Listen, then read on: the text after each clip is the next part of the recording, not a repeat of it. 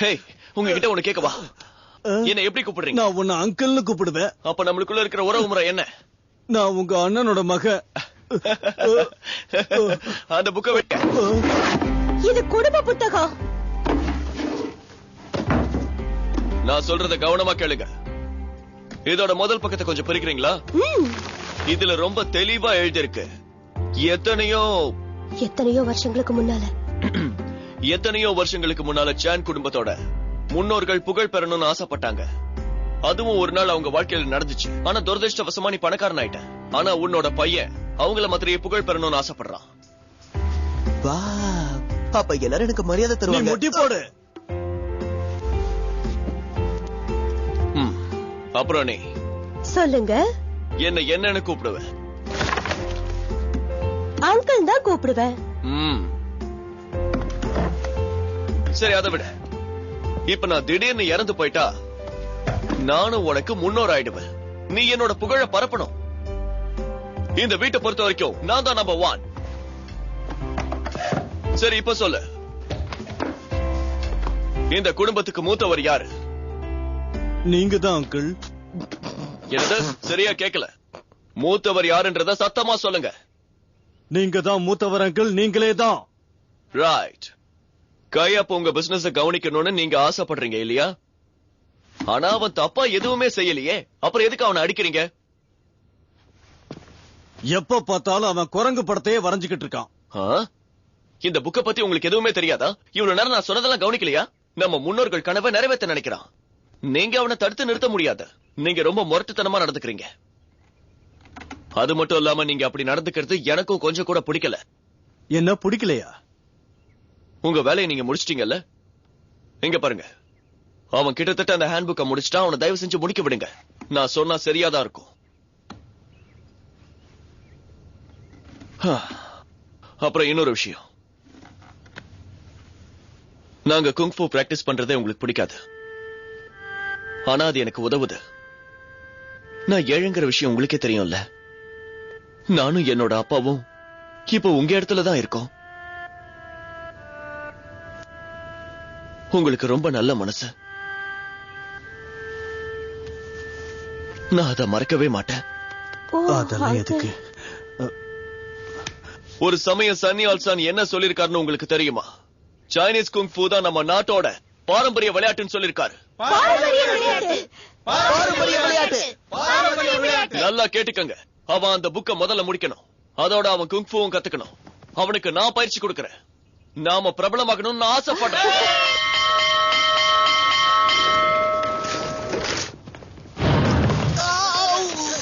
குரங்கா வரைகிற இழிக்கிற பாரு. நான் என்ன செய்யறேன்னு பாரு.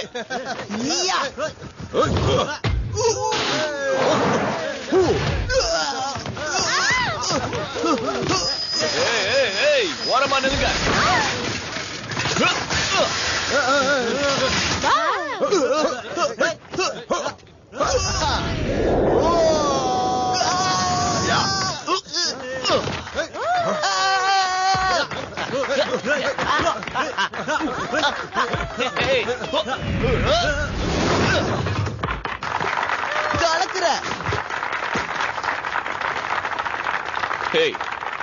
மத்தவங்களை தாக்குறதுக்கு இந்த மாதிரி பால் எல்லாம் யூஸ் பண்ணக்கூடாது.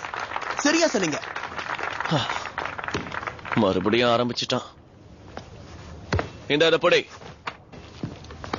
தம்பிகளா, வேறனா இவர் கூட விளையாடி பாருங்களேன்.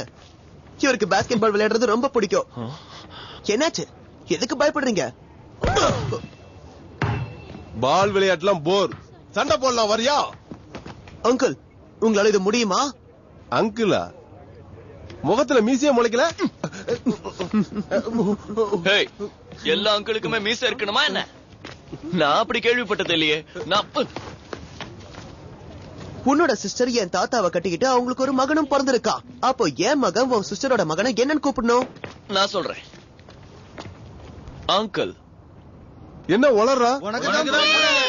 கிண்டல் பண்றீங்களா? என்ன பண்றேன்னு பாரு. வாங்க போயிடலாம். அவங்களுக்கு ஒரு பாடம் கத்து கொடுத்துட்டு வரேன். நான் போய் வரேன்.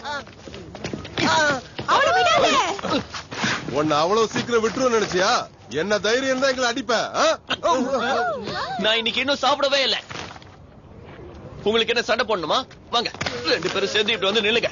கமா, அடிங்க, இங்க அடிங்க, இங்க அடிங்க, அடிங்க, அடிங்க, அடிங்கடா அவனை.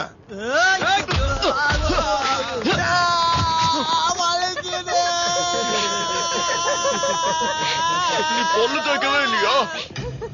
வாவ், கலக்கறாம்பா.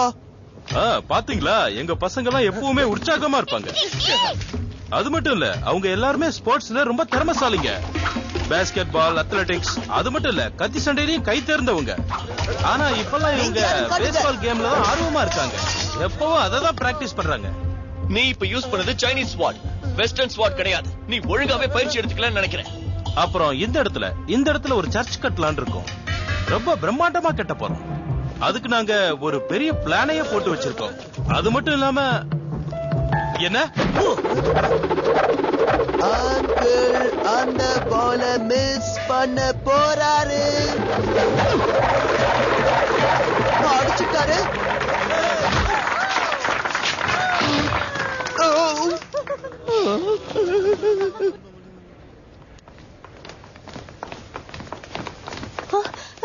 எங்க திரும்ப உனக்கு ஒண்ணு ஆகலையே?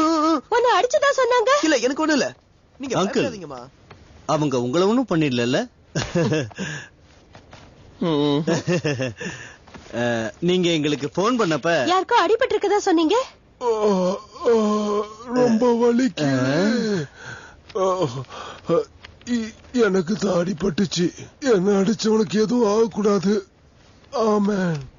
ஓ, Sorry, Father. மெதுவா.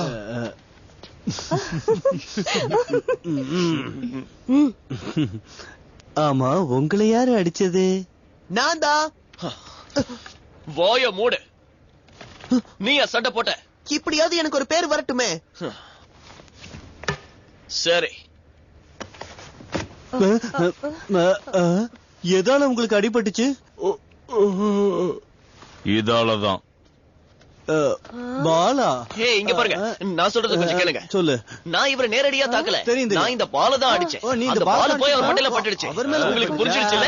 புரியுது, விஷயம் புரியுது.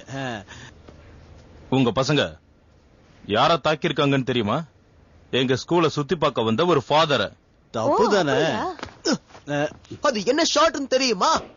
ஹோம் ரன் அடிச்சு. ஹோம் ரன்னா? அடிக்கிறதே அடிச்சிட்டு ஹோம் ரன் வேற சொல்றியா? இங்க பாருங்க. எதுவும் பேச தேவையில்லை. நீ வந்து சப்போர்ட் பண்ணாத. இவன் எதையும் கத்துக்க மாட்டான். கடைசி வரைக்கும் இப்படியே தான் இருப்பான். இவனா? இங்க பாருங்க. இனிமே அவனை அடிக்க நான் உங்களை விட மாட்டேன். ஏன்னா அவன் என்னுடைய மகன். அமைதியா இருங்கவே. அவன் எது செஞ்சாலும் அது சரியாகத்தான் இருக்கும். நிறுத்துங்க. எவன் அவன்? ஓ, என் தலை.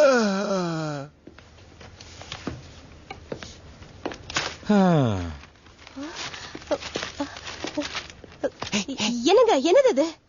படிங்க. இது ஒரு அபிஷியல் லெட்டர். என்ன என்னது, அபிஷியல் official லெட்டரா? letter-ஆ? அப்ப நிச்சயம் நல்ல விஷயமா தான் இருக்கும். உங்களை வேற ஸ்கூலுக்கு மாத்த போறாங்களாம். அப்படியா? அப்படியா? அப்படின்னா இது அதை விட ஃபேமஸ் ஸ்கூலா? அது கேண்டான் ஹை ஸ்கூல். என்ன கேட்டானா? ஓ, அது தூரமாச்சே.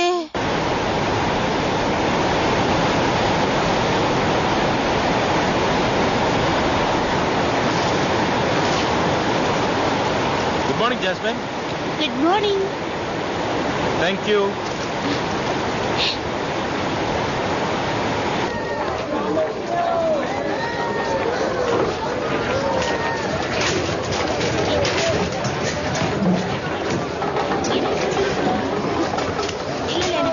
அங்கிள் நில்லுங்க. நிறுத்துங்க. ஹேய், என்ன அப்படி கூப்பிடாதுன்னு சொல்லிருக்கல? இனிமே நாம 2 பேரும் நண்பர்கள் மாதிரி நடந்துக்கணும். அங்கிள்னு கூப்பிடுறத நிறுத்து.